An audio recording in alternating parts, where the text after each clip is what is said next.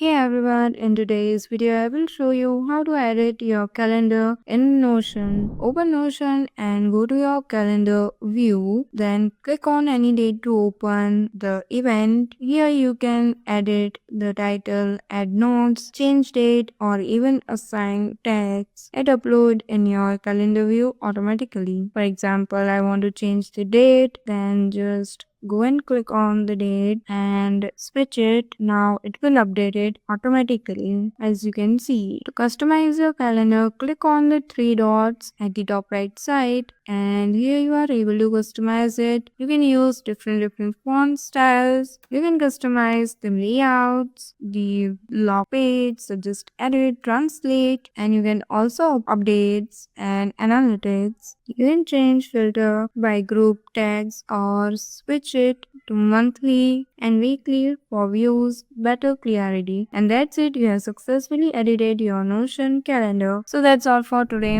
Thank you for watching.